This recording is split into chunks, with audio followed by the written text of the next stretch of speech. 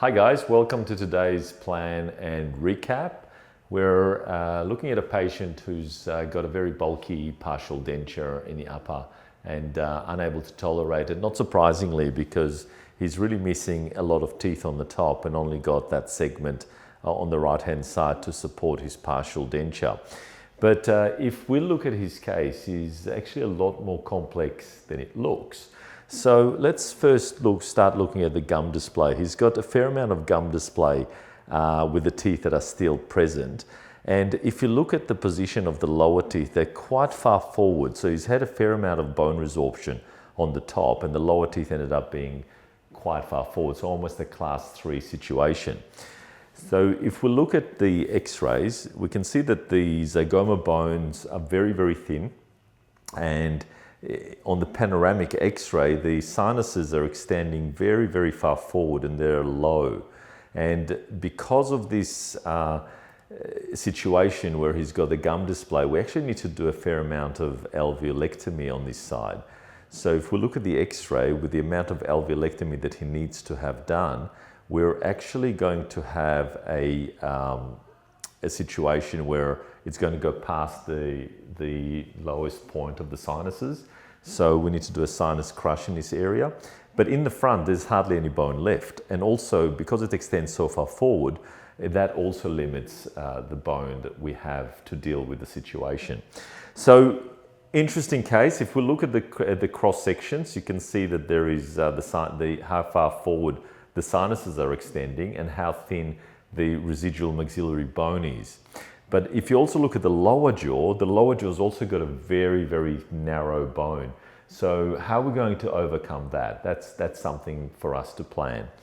And if you look at the cross section again, when you compare the position of the lowers to the actual position of the upper residual jawbone, it's again quite far forward from the bone. So how are we going to bring the teeth that far forward to match? Because it's not possible to bring the lower teeth in. That's going to interfere with the tongue, intrude on the tongue space.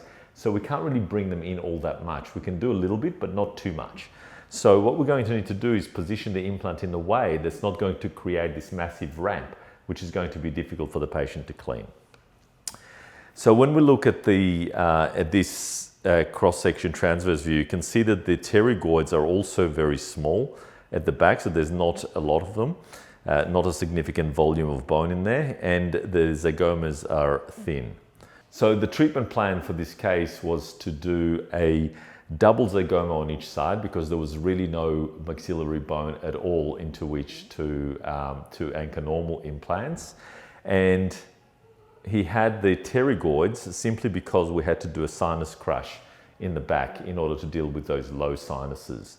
And he had a midline implant, again, for additional support in order, whenever we do a quad zygoma, because of the lengthy lever that we've got, it's always good to add an additional point of stability in the midline.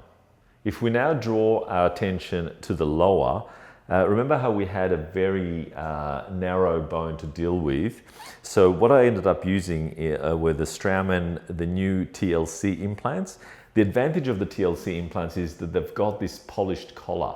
So it gives you that additional height that's going to, even if part of that collar is going to be in a very narrow section and it's going to be largely out of bone, because it's polished, it's not so much of an issue.